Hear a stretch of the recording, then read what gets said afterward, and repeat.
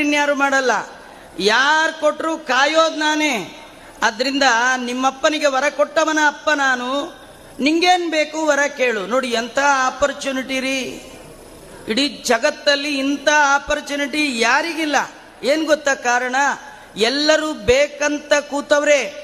ಏನು ಬೇಕು, ಅದು ಬೇಕು, ಇದು ಬೇಕು, ಲಿಂಗದೇಹ ಭಂಗ ಆಗಬೇಕು ಕೇಳ್ಕೊಂಡು ಕೂತವ್ರೆ. ಏನೂ ಬೇಡಲಿಲ್ಲ, ಕೇವಲ ಭಗವದ್ಭಕ್ತಿ. ವಾಸುದೇವೇ ಭಗವತಿ ಯಸ್ಯ ನೈಸರ್ಗಿಕಿ ರತಿ. ಪ್ರಹ್ಲಾದರಾಜರಿಗೆ ಭಗವದ್ಭಕ್ತಿ ಬೈ ಪ್ರಾಕ್ಟೀಸ್ ಬಂದದ್ದಲ್ಲ, ಹುಟ್ಟು ಗುಣ, ಸುಟ್ಟರೂ ಹೋಗಲಾರದ್ದು. ಕಾರಣ ಒಳಗಿರುವ ವಾಯುದೇವರ ವಿಶೇಷ ಸನ್ನಿಧಾನ. ವಾಯುನಾಚ ಸಮಾವಿಷ್ಟ ಅಂತೇನು ವರ್ಣನೆ ಮಾಡಿದ್ದಾರೆ. ಅಂತ ಮುದ್ದು ಮುಖದ ಪ್ರಹ್ಲಾದರಾಜರಿಗೆ ಭಗವಂತ ಕೇಳ್ತಾನೆ, ಏನು ಬೇಕು ನಿಂಗೆ ವರ? ಕೇಳಬೇಕೋ ಬೇಡ ರೀ? ಇಂಥ ಆಪರ್ಚುನಿಟಿ ಯಾರಿಗೆ ಸಿಗತ್ರಿ? ಕೇಳ್ದ ದೇವರು ಭಾರೀ ಬಲವಂತ. ನೋಡಿ, ನಮಗೂ ಪ್ರಹ್ಲಾದರಾಜರಿಗೆ ಇಷ್ಟೇ ವ್ಯತ್ಯಾಸ.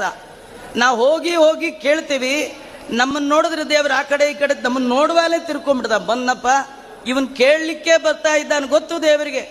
ಕೇಳೋವ್ರನ್ನ ಕಂಡ್ರೆ ಆಗೋಲ್ಲ ದೇವರಿಗೆ, ಕೇಳದೆ ಇರೋವ್ರನ್ನ ಕಂಡ್ರೆ ಭಾರೀ ಪ್ರೀತಿ. ಕೇಳಲ್ಲ ಅಂತ ಗೊತ್ತಾಗಿಯೇ ಏನ್ ಬೇಕಂತ ಪ್ರಹ್ಲಾದರಾಜರು ಎಂಥ ವರ ಕೇಳಿದ್ರು. ಅವರಂತಾರೆ,